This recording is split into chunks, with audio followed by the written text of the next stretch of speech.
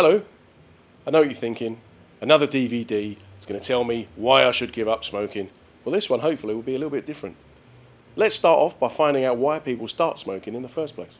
Stress, unhappiness. I think wanting to do something that would annoy my parents, and it worked. And then I thought, how stupid, but it carried on. I started smoking when I was about 20, and I did it at the time because all my friends were doing it and I wanted to be big and important and stupid. Well, I started smoking back in the middle 60s, and it was basically because friends at school, they smoked, and they were readily available and cheap, and you could buy them in packets of 5. Why did I smoke? Because I was 18 years old and I needed to rebel. I was ill then. I'd come out of hospital, and that was my way of rebelling, knowing that my father didn't like it. So that was my way. I started smoking, and I did it for that reason, and then I enjoyed it. And why do people carry on for years smoking? Well, often simply because it's hard to stop. Smoking can be very addictive. It can be really difficult to make that change and stop smoking. It is, of course, possible, but sometimes hard work. Okay, so we've heard that people start smoking for different reasons, to be cool, or for peer pressure, or to react and rebel against family and friends. Loads of different reasons. But what I don't understand is, why do so many people with mental health problems start smoking? The prevalence of smoking seems to be double that which we find among the general population. There are many reasons for that. One idea is all about self-medication. This idea that people maybe try to use cigarettes to combat the effects of mental health problems, maybe trying to medicate against anxiety or low mood. It's often not that effective, especially in the long term, but you can see why people might try to do that.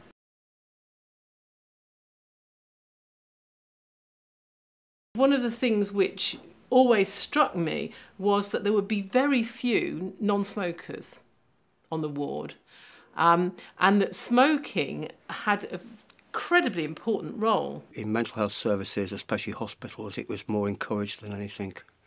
There were smoking rooms which are not permitted anymore, but most people spent their whole in-stay in the smoking room, and if you were admitted as a patient, the staff used to say, go and join the rest in the smoking room. So it was really an in thing. So many people smoke within the mental health service that it's sort of, smoking is accepted as a bit of the norm of what goes on, really.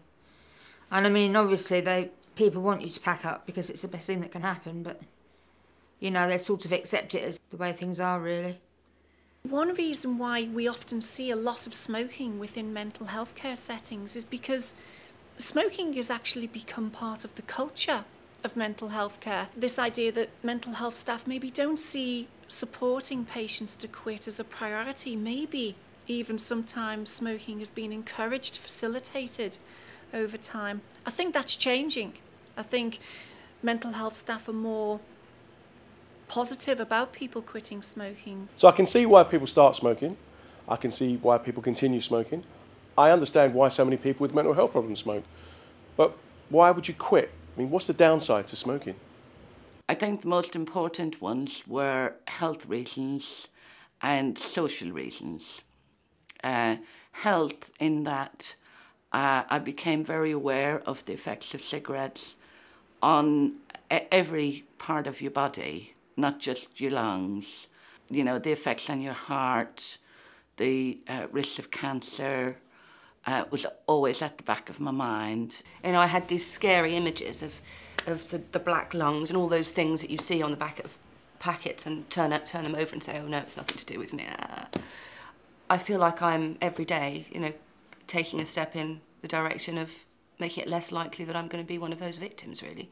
The reason I wanted to stop smoking was to be more fit and active and be able to sort of like play five-a-side football. I think when I gave up, I tended to exercise more. Mm-hmm.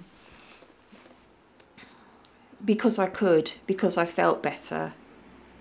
Since giving up, my asthma has improved. I don't have to use my inhalers anymore, so that's the positive side of it. The teeth, it's too late for the damage, you know, I've done the damage, but at least I can save the teeth I have got left, because it can't, you know, I won't be doing any more damage now. I'm doing a small part in repairing the damage that I have inflicted upon my system. We all have to die of something, but I'd quite like to have as much time being healthy as possible, thanks. There are a whole host of benefits to quitting smoking. I mean, for a start, it's the single most important thing you can do for your health.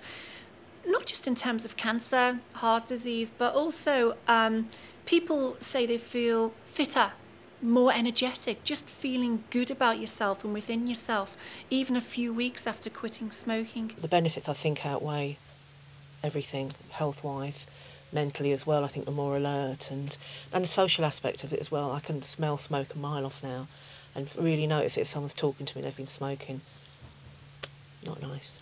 My fingers, they're not yellow anymore, and I don't smell all the time. My clothes don't smell all the time. I didn't have that added worry of, do people think I'm smelly and dirty because of the smoke? So that's how it's benefited me, definitely.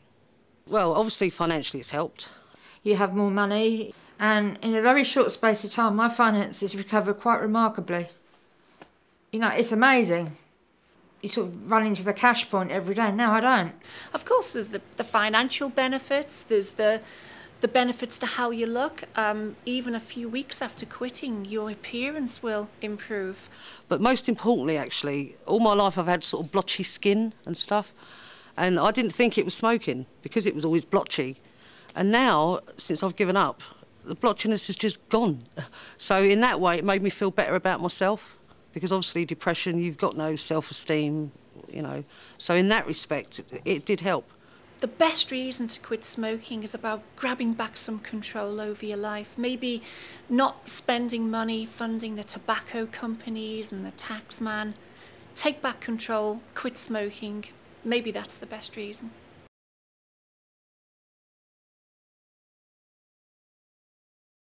I can see the benefits of giving up smoking. You're financially better off, your health is better, your appearance is better. But if you've got a mental health problem, surely it's much more difficult to give up smoking. I mean, mental health and smoking go hand in hand. Smoking's good for mental health, isn't it? I think that's rubbish, really. I think it's all in the mind, to coin a phrase. It's a crutch. It's a physical addiction and a psychological addiction, and it's very tough. I don't believe that, no. I think that I've had a really bad meeting, I'm going to go out for a fag. Actually, how's that going to help?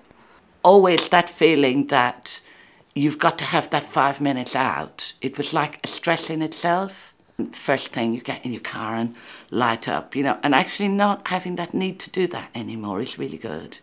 It's almost like a release. I would use smoking for when I was anxious and panicky, but then you soon realise that as you're having a panic attack and you're having a cigarette, it doesn't actually work. The smoking, in my experience, it weren't helping my nerves in the end. It wasn't helping anything. It's a bit of a myth, really, that smoking can somehow be beneficial for your mental health.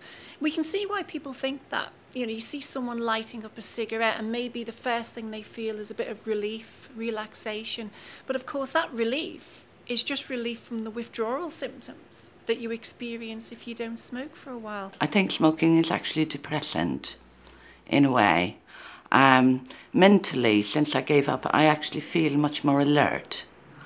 I feel I've got much more time to do other things. I just feel a lot better. I'll take time now to do things like makeup, which I wouldn't have done before, because I'd have used that time to go and have some cigarettes. Since I've given up, I've noticed my well-being has sort of been a lot better. I don't take as much medication now as I used to. Giving up smoking has definitely improved my mental health, I think, because it's helped lift my self-esteem. And I don't get paranoid about people thinking I smell anymore, and so it's definitely improved my mental health, without a doubt. And it's not true what they say, that you're more confident with a cigarette. The research is pretty clear on this, is that smoking certainly isn't good for mental health. In fact, it seems to be associated with the onset and worsening of mental health problems such as anxiety and depression. And when we see people quit smoking, studies also show that issues such as anxiety can improve even within a few weeks of stopping smoking. So while it may seem the case sometimes, smoking really isn't good for mental health. So people are saying then that quitting smoking is good for your mental health. But how do you go about quitting? Where do you go for help? What services are available? How do you find out? What do you do when you want to stop smoking?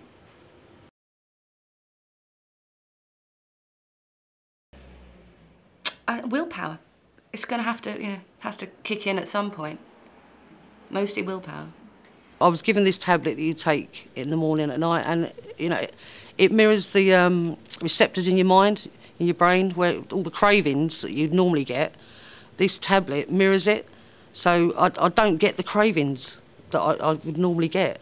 So I mean, that's obviously been the biggest step in giving up with that. That's helped so much. I found through Guildford a smoking class in the evening, one-to-one, that I put my name forward to, and I went, and it was on a weekly basis, and it was about 15 minutes a time, and I was on patches and lozenges, and that's how I gave up.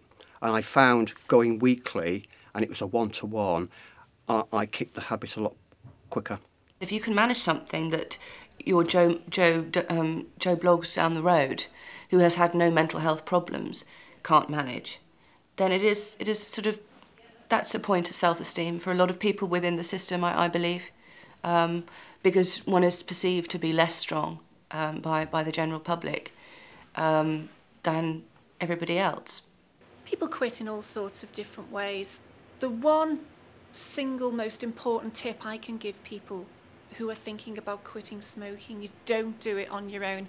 Go and get some help. There are plenty of people out there who are expert in this, both mental health care staff and also people who work in NHS stop smoking services. They can offer you not just advice and support through the process, but also help you with things like pharmacotherapy. That might be nicotine replacement therapies like NRT patches or gum. Also, there are medications like Champix that can be really effective in helping people quit. So we can see then why people start smoking, why they continue smoking. I can even see why people with mental health problems may see smoking as a supportive thing to do. It's not going to be easy to give up smoking, but with effort and with time, you can become a non-smoker again. This idea that people with mental health problems can't quit, it's nonsense. They can and do every day. To me, it's a mindset, and it's something you've got to take control over and just say, I'm not doing it. I would say just take the advice, any advice that you can take from the doctors, associations around you, because it is definitely better for you not to smoke. Just tell people not to give up trying. If you do suffer with any mental health and you are on medication, especially if it's one that can help you sleep and keeps you calm, it really is an ideal time to give up. Try your best to give up. Try your best to give up, please.